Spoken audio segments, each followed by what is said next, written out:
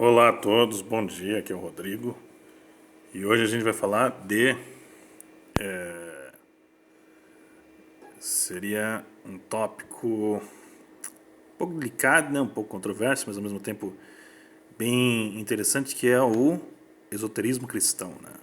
Se existe um esoterismo cristão e onde achar esse esoterismo cristão, né?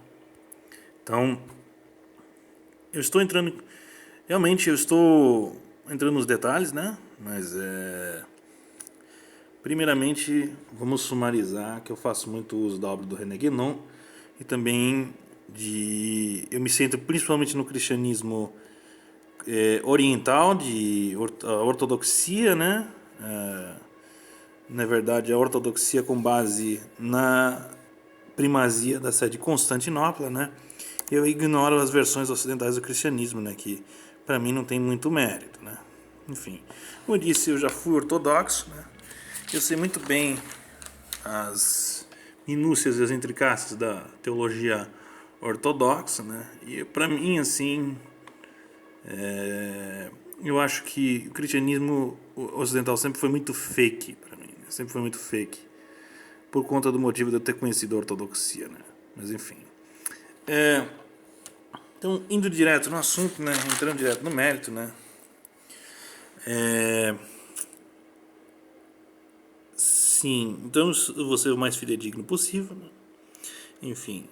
E assim, existe assim uma significativa diferença entre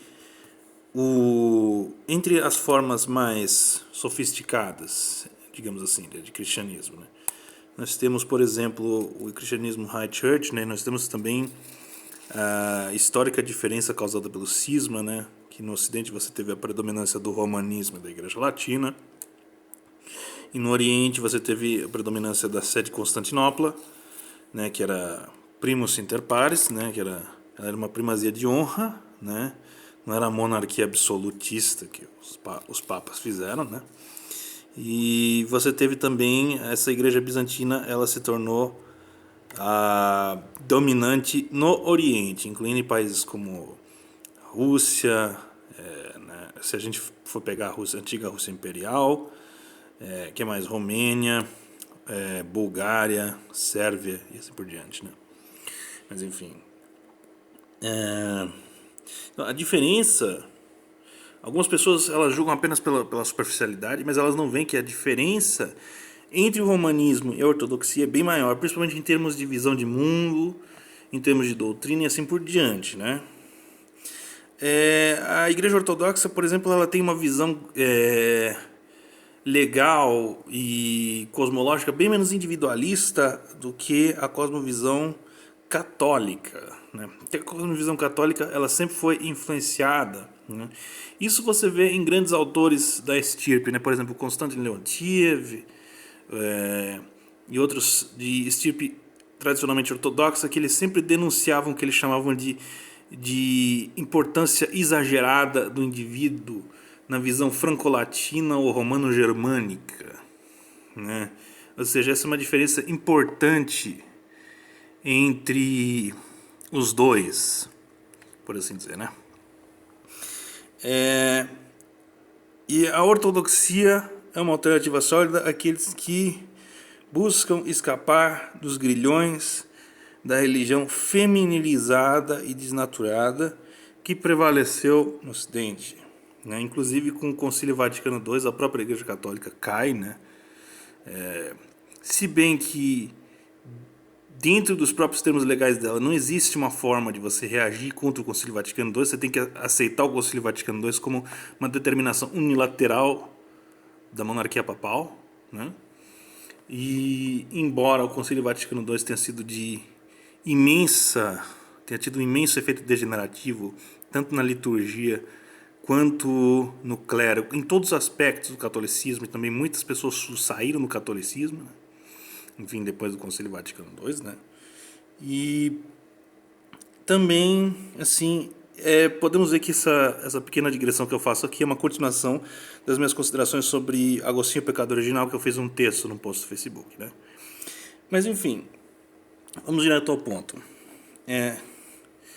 Antes de tudo, vamos fazer uma diferença fundamental, que a maioria dos católicos não faz, né, mas que é fundamental para a gente entender o esoterismo cristão, né, no Oriente, que assim, é uma diferença entre os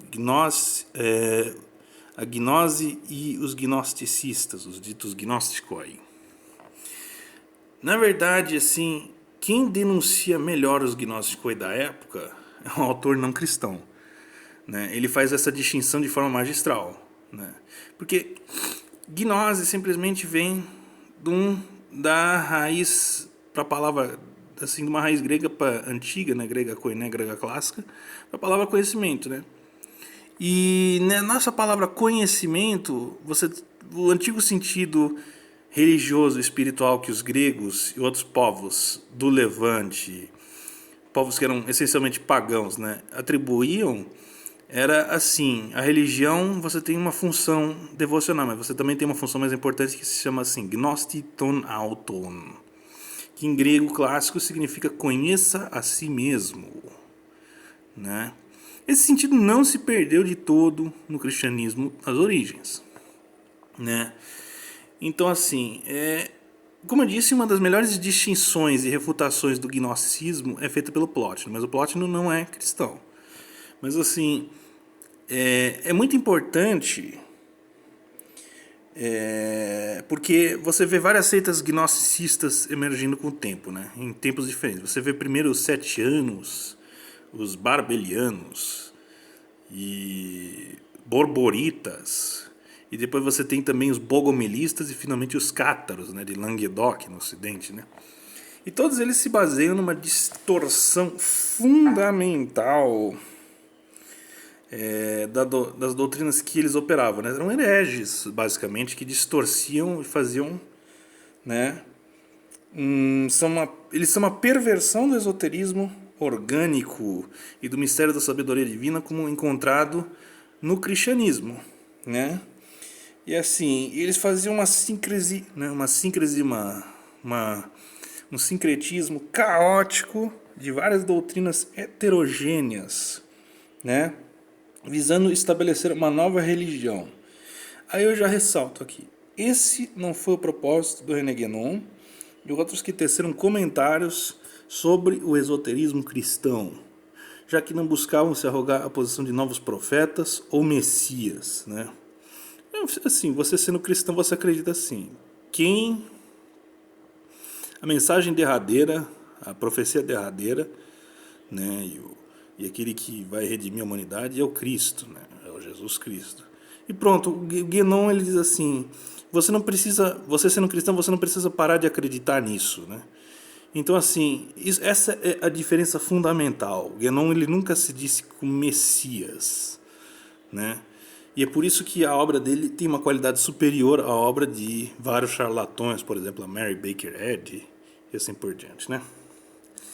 Aí, assim sendo, o que torna o Guénon a parte do esoterismo vulgar é que ele busca obter um fundamento para a sua busca esotérica que não fira os princípios de cada religião que ele analisa, né? Ou seja, incluindo o cristianismo, ou seja, ele não busca ferir os princípios do cristianismo nem das outras religiões que ele analisa.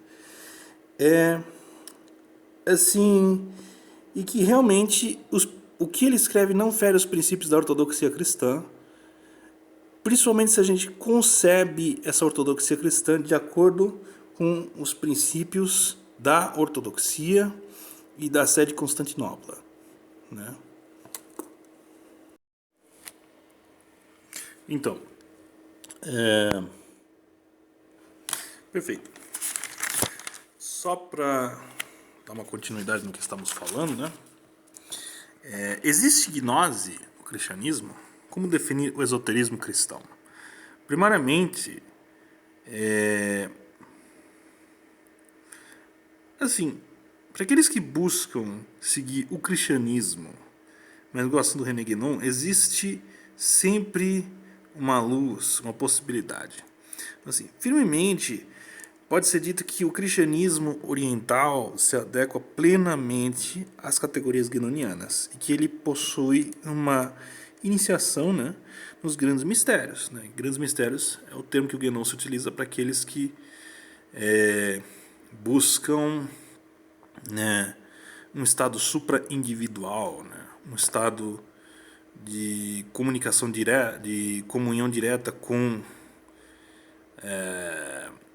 as atividades da divindade e que buscam, nesse estado supra-individual, atingir uma realização superior ao estado adâmico, que é garantido pela religião ao indivíduo, né? Enfim, mas é preciso certas preocupações e reticências, né, quando a gente lida com esse assunto, né? Foi por conta da influência central e decisiva da doutrina pecado original que o cristianismo ocidental divergiu do Oriente e por fim perdeu seu esoterismo, né? Isso aconteceu depois do Agostinho, porque antes você tinha o São João Cassiano, que ele é aprovado pela Igreja Ortodoxa e que ele tem uma doutrina que é muito útil para a Igreja Ortodoxa, e ao mesmo tempo a visão ascética dele era muito semelhante à dos padres da Capadócia e que são geralmente a fonte doutrinária da ortodoxia, né? Enfim, o tema do pecado original e a visão do mito da árvore da vida eles têm origem assim profundamente judaica, né? Assim, na verdade, o tema do árvore da vida é comum a várias outras religiões, mas a origem deles, da visão cristã desse mito, ela é judaica mesma. E assim, é justamente as interpretações diferentes, né, que aconteceram tanto no Oriente quanto no Ocidente, né, que levaram a essa divergência, né, que levaram inclusive ao Ocidente ter se apartado da doutrina original do cristianismo, né? Assim sendo, para os primeiros padres, como São Irineu, São Cipriano, Clemente de Alexandria e Orígenes, o sentido da espiritualidade é uma luta ascética que visa corrigir os vícios do homem mediante um esforço sinérgico, tanto do homem quanto de Deus, né? Ou seja, monergismo, as outras coisas são invenções posteriores, né? São versões posteriores que também exageram nessa visão do pecado original e da depravação da natureza humana, sendo que a Igreja Ortodoxa jamais defendeu esse tipo de coisa, né? Monergismo, depravação total, enfim, pecado original também é outra coisa que ela não defende, enfim. Pois é. É nesse contexto que emerge organicamente a doutrina palamista, né, do São Gregório Palamas. Tendo sido este um subproduto da defesa do cristianismo ortodoxo e dos monges eficazes do Monte Athos, versus a crítica racionalista do Barlão da Calábria. E esse Barlão da Calábria, inclusive, ele se tornou católico depois que ele fracassou no Oriente, né? Ele rejeitou a ortodoxia, virou católico e realmente a visão dele era completamente inspirada no racionalismo romanista, né? E também em boa parte na síntese aristotélico-tomista, né? E assim, realmente, né, ele foi um fruto de uma defesa doutrinal pautada na tradição e na doutrina da Igreja contra as incursões que a escolástica papista fazia nessa época e que inclusive fez depois através do tal pseudo-concílio de Florença e assim por diante, né? Aí o palamismo possibilita o esoterismo, pois ele está em síntese natural com o platonismo e postula que o conhecimento e a intuição das coisas incriadas é muito superior ao conhecimento profano e básico das coisas criadas. Ou seja, uma distinção chave que os autores ortodoxos e o próprio Palamas utilizam é essa distinção entre aquilo que é incriado e aquilo que é criado, né? Entre aquilo que concerne as atividades e a própria essência inefável divina, que é incriado, e a dimensão criada profana, né? Que se concerne ao mundo físico básico, que a gente pode perceber pelos sentidos, né?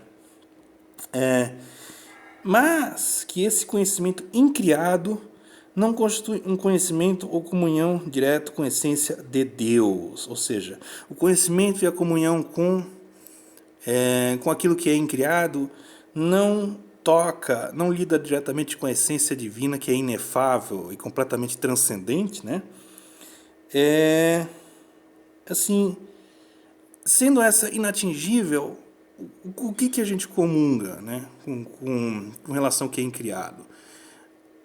A gente comunga com as atividades, ou, para utilizar o termo grego, energeiai, né? E, portanto, assim, também no cristianismo ortodoxo não existe uma distinção acentuada que você já vê no tomismo entre natureza e supernatureza, né? Na verdade, essa distinção é completamente além, completamente longe da visão cosmológica do cristianismo oriental, né? Então, assim,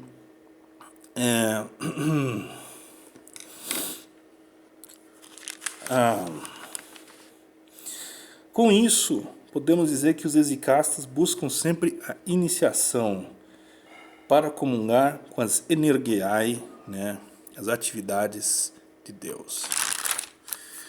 Isso constitui em si os grandes mistérios dentro da visão teológica ortodoxa.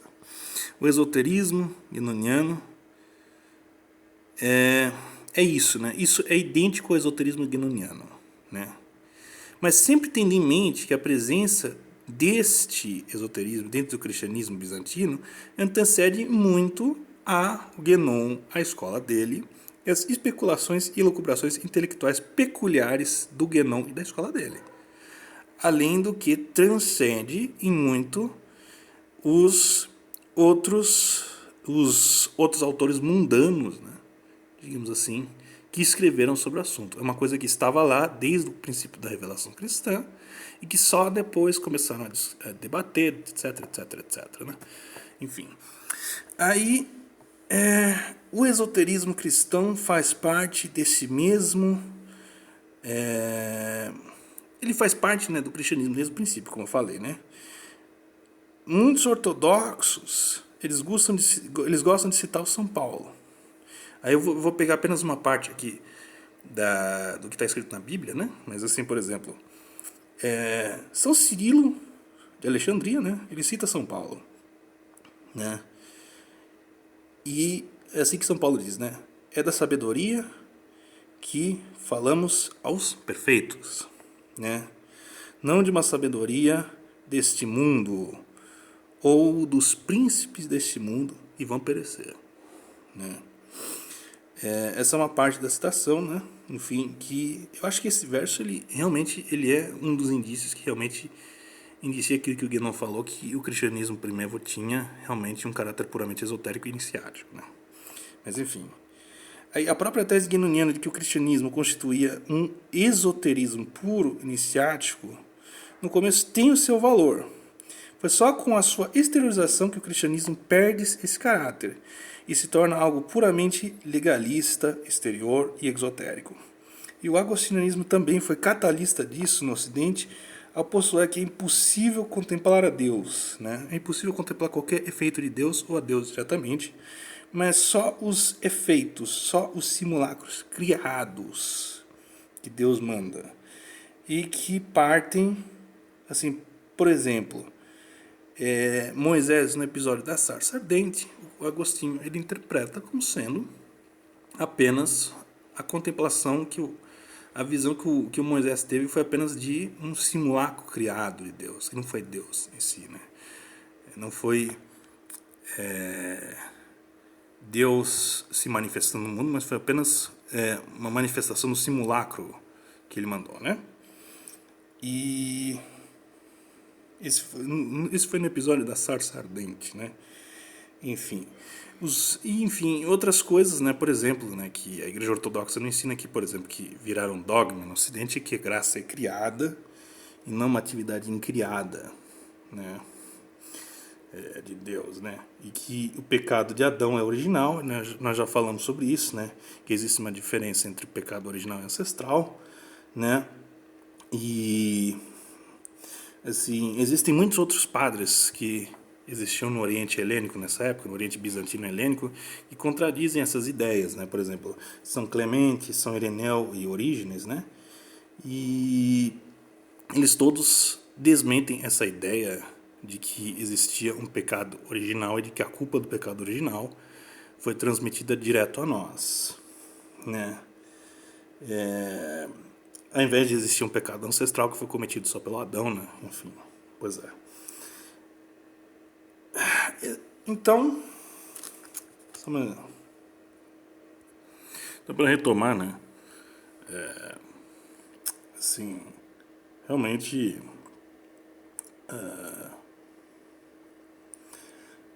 digamos que você já tem essa síntese entre o palamismo e o exicasmo, né? Que o palamismo serve como embaso e fundamento doutrinal, dogmático e teórico para o exicasmo, né?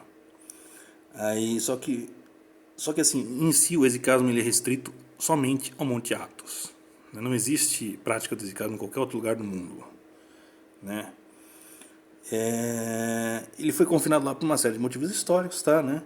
E só os monges exicastas que dispensam, eles são a única ordem de monges que dispensa essa iniciação. E através da orientação e exercícios espirituais de um starets ou Abba, né? Abba seria o supervisor monástico, né? Que é possível meditar e obter a iniciação nos grandes mistérios do cristianismo, através da reza de Jesus, né? A reza de Jesus é simplesmente você repetir em grego, Kyrie eleison, né? Enfim, é uma arte que se confina apenas aos monges mais experimentados dentro do Sagrado Montanha de Athos e que são capazes de fazer os sacrifícios que essa arte demanda, né? Inclusive você precisa ter uma dedicação integral, você precisa parar de trabalhar, etc, né? Enfim, nós podemos dizer em termos platônicos que são os iniciados que obtêm o conhecimento platônico do inteligível, da realidade inteligível, daquilo que é genuinamente incriado e imperecível, em oposição aos que se confinam ao que é só sensível e efêmero.